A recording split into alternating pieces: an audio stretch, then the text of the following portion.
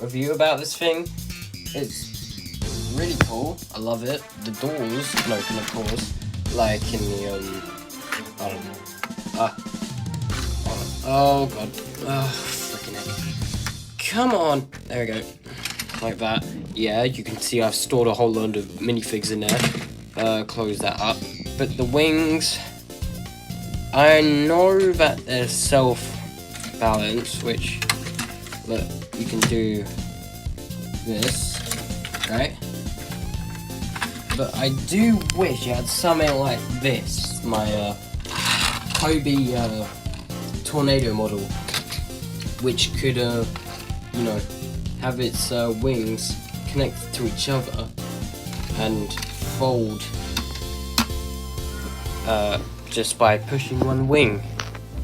And I thought, I think LEGO should do this with many other sets, including this one. Maybe if they do make it again in later, they definitely should make like there's like a cog in here, this part that connects both of the wings together to cause them to unfold and fold with each other. So yeah, but honest review on the actual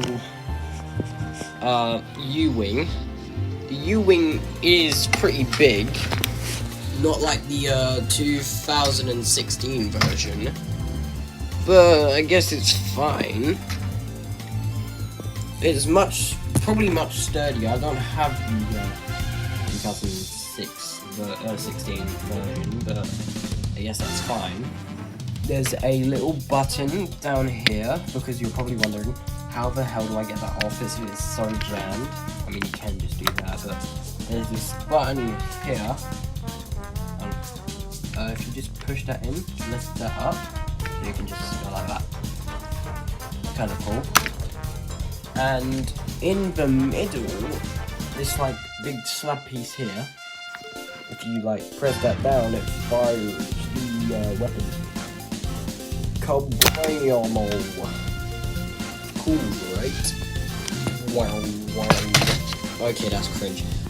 So hold on, let me just get it full out. Wings.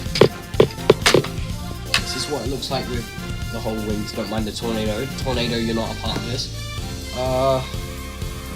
This is how it looks with the wings extended. It's pretty cool.